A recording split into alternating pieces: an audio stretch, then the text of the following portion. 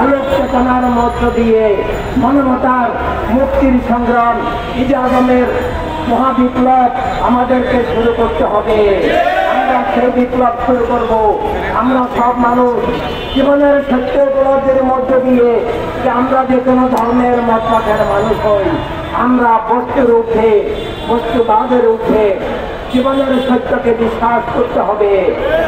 সংস্কার নামে জীবনের সত্য আলোকিত জীবন অর্জন করতে হবে। সংস্কার রাসূলের দেওয়া সব মানুষের অধিকার স্বাধীনতা স্বীকার করতে হবে।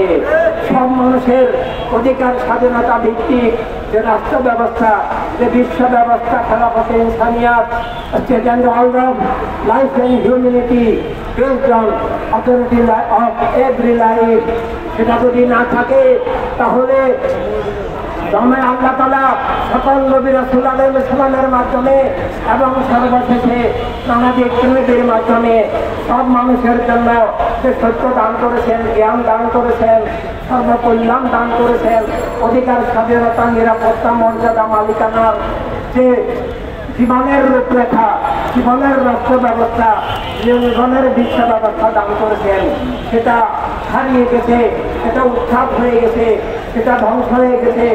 সেটাকে আবার ফিরিয়ে আনাই এ যুগে ঈদে আজমের মহাবিপ্লব।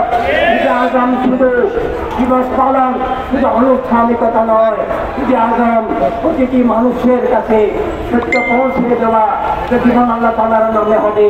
আমরা আল্লাহ রাসূলের ভালোবাসায় সব মানুষকে ভালোবাসতে হবে। সব মানুষের অধিকার স্বাধীনতা নিরাপত্তা আবার ফিরিয়ে আনতে হবে। আর তা ফিরিয়ে আনতে হলে মানবতার রাজনীতি লাগবে, মানবতার ব্যবসা লাগবে, মানবতার দুনিয়া লাগবে। কিন্তু বর্তমানে আমরা দেখছি ইসলামের নামেও অনেক ধোঁকা প্রচারণা চলছে। ছেলেদের দেওয়া যে সব মানুষের রহমতের ইসলাম, কল্যাণের ইসলাম, অধিকার স্বাধীনতার ইসলাম, সব মানুষের নিরাপত্তার ইসলাম, ভাই বোন সবার সমান মর্যাদার ইসলাম, সবার সমান অধিকারের যে ইসলাম, সেই ইসলামকে বিলুপ্ত করে বর্তমানে ইসলামের ছদ্মনামে অধর্মবাদ, জঙ্গিবাদ, বিভিন্ন মিথ্যা মতবাদ কায়েম করা হচ্ছে।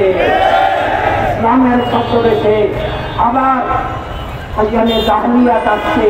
যারা মানবতার রাজনীতি, মানবতার রাষ্ট্র স্বীকার করে না, যারা বস্তুর রূপে জীবনের সত্য স্বীকার করে না, যারা আল্লাহ তাআলার নামে জীবন স্বীকার করে না, যারা মা বোনদেরকে প্রেমেদের দেওয়া, আল্লাহ তাআলার দেওয়া জীবনের মানুষ হিসেবে সমান অধিকার মর্যাদা, শিক্ষা বিকাশ স্বাধীনতা স্বীকার করে না, লাভের তত্ত্ব স্বীকার করে না, এভাবে প্রেমেদের দেওয়া আসল ইসলাম, সব মানুষের কল্যাণের ইসলাম।